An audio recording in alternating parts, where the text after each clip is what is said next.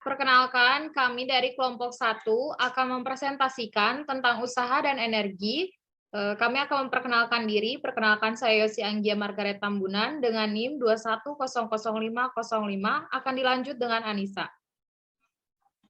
Perkenalkan, nama saya Nisa Maulida dengan NIM 2107402. Selanjutnya ada Novia. Perkenalkan, nama saya Ramanda dengan NIM 2108178. Selanjutnya ada Tio Minar.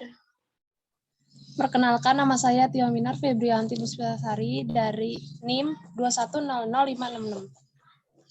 Baik, presentasi pertama akan dibawakan oleh Saudari Tio Minar.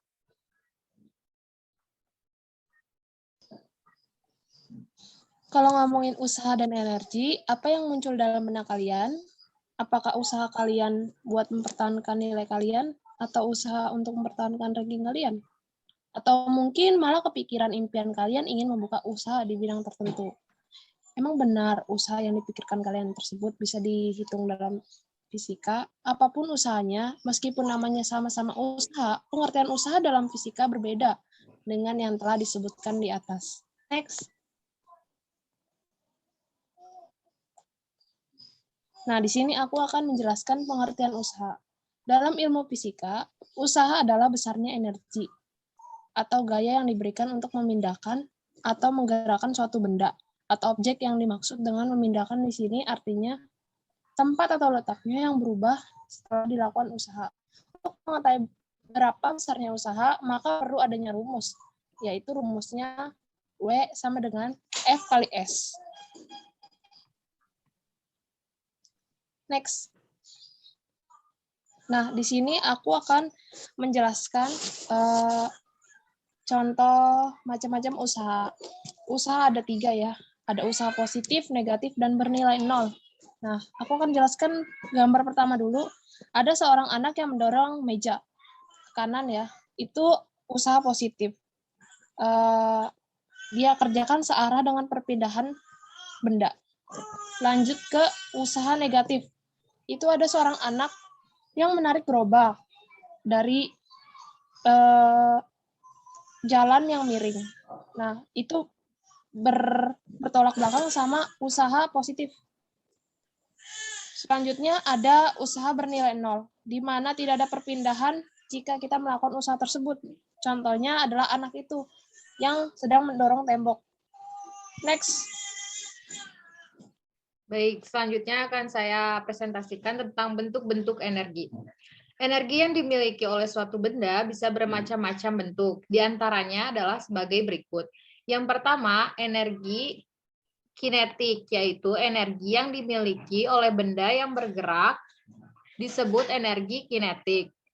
Energi kinetik dirumuskan sebagai E, K sama dengan setengah dikali M dikali V kuadrat. Keterangan EK sama dengan energi kinetik dalam kurung Joule, M sama dengan massa yaitu kilogram, dan V sama dengan kecepatan benda yaitu M per second. Lalu ada energi potensial. Energi potensial ya merupakan energi yang dimiliki oleh benda karena kedudukannya atau kondisinya dengan rumus EP sama dengan M dikali G dikali H. Lanjut. Energi cahaya adalah energi yang dapat memancarkan cahaya. Energi cahaya ini bisa kamu lihat pada lampu, api, dan matahari. Matahari adalah sumber energi cahaya terbesar. Yang keempat, energi listrik adalah energi yang mengalirkan arus listrik pada suatu benda. Energi listrik ini bisa dikatakan salah satu energi yang tidak bisa dipisahkan dari manusia, terutama pada zaman yang sudah modern. Yang kelima, energi bunyi adalah energi yang dapat menghasilkan suatu bunyi atau suara. Pada umumnya, energi bunyi akan muncul ketika ada energi gerak. Yang keenam, energi kimia yang tersimpan di dalam tubuh, biasanya karbohidrat, lemak, dan protein. Semua zat-zat gizi tersebut akan diolah dan diuraikan di dalam tubuh menjadi asam lemak, gula, gliserol, dan asam amino. Yang ketujuh, energi panas adalah energi yang berasal dari panasnya suatu benda. Biasanya energi panas ini juga dikenal dengan kalor. Pada dasarnya, energi panas ini sudah bisa kamu lihat dan rasakan ketika benda berada di bawah matahari. Yang terakhir, energi angin adalah energi yang berasal dari angin. Energi angin bisa dikatakan sebagai energi yang sudah disediakan oleh alam, bahkan sudah sejak 3.500 sebelum Masehi. Energi angin sudah digunakan terutama dalam berlayar. Selanjutnya dilanjutkan oleh Saudari Anissa. Selanjutnya ada perubahan energi. Perubahan energi adalah perubahan terjadi pada suatu energi ke energi lainnya. Energi adalah daya atau kekuatan yang dapat digunakan untuk melakukan berbagai proses kegiatan. Energi juga bersifat kekal, artinya energi tidak dapat diciptakan maupun dimusnahkan. Energi yang ada di bumi ini bukan hanya dimiliki oleh manusia, tetapi juga terdapat pada benda-benda lain seperti televisi, lampu, komputer, dan ponsel. Contoh perubahan energi, 1. Energi kimia menjadi energi gerak. Makanan yang kita konsumsi membuat kita berenergi sehingga bisa berjalan dan beraktivitas. 2. Energi gerak menjadi energi panas. Roda yang saling bergesekan menghasilkan energi panas yang menghidupkan mesin. Energi kimia menjadi energi lilin yang dibakar. Energi cahaya menjadi energi kimia. Proses fotosintesis menyerap cahaya matahari menjadi zat yang bernutrisi bagi tumbuhan.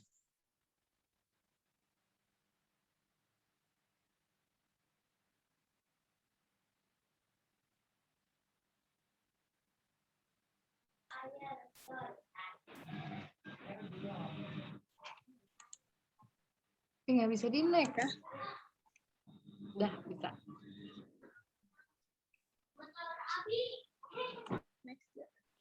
Oke, selanjutnya di sini ada daya.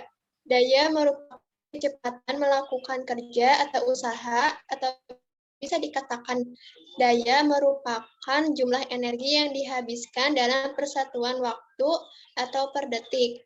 Oleh karena itu, dapat didapatkan persamaan yang digunakan P sama dengan W per T sama dengan F dikali S per T sama dengan F dikali T. F dikali Pi. Di mana P sama dengan daya dalam satuan watt, W sama dengan usaha dalam satuan joule, T sama dengan waktu dalam satuan detik atau second, F sama dengan gaya dalam satuan newton, S sama dengan jarak dengan satuan meter, Pi sama dengan kecepatan dengan satuan meter per second. Dari persamaan fisika di atas, maka bisa disimpulkan bahwa semakin besar laju usaha, maka semakin besar pula laju daya. Sedangkan jika semakin lama waktunya, maka laju daya akan semakin kecil. Adapun satuan SI untuk daya adalah watt atau W. Ini dimaksudkan untuk menghargai penemu mesin uap asal Skotlandia yang bernama James Watt tahun 1733 sampai 1819, yang dimana 1 watt ini bernilai 1 joule atau 1 second. Dalam keseharian, khususnya dalam peralatan teknik seperti pompa, mesin-mesin mobil, dan motor, daya dinyatakan dalam daya kuda atau horsepower atau disingkat HP. Next.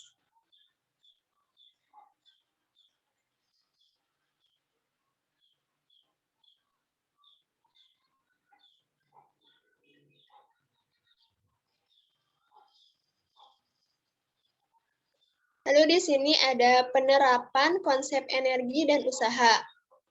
Penerapan konsep energi dan usaha, meskipun segala sesuatu dalam fisika terlihat rumit, sebenarnya banyak penerapan ilmu fisika dalam kehidupan kita sehari-hari yang mungkin tidak kita sadari.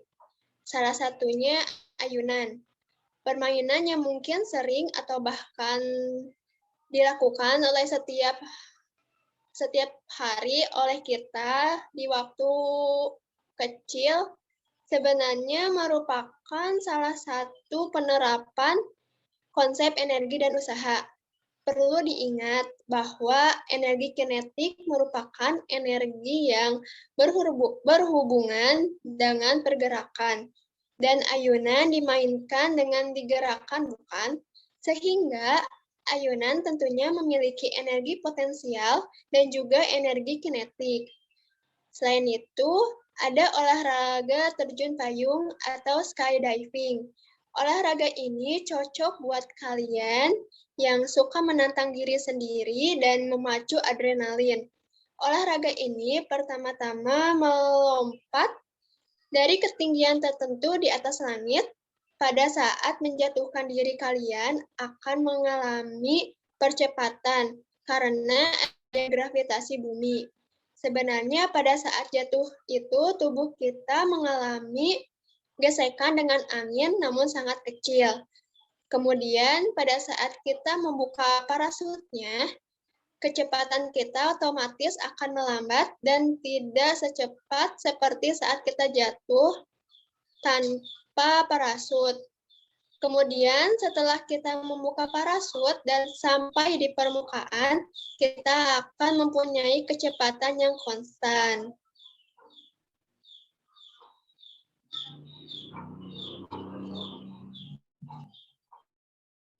Segitu yang bisa kami sampaikan. Semoga apa yang kami sampaikan dan presentasikan dapat berguna untuk kedepannya. Terima kasih. Bye. Terima kasih. Terima kasih.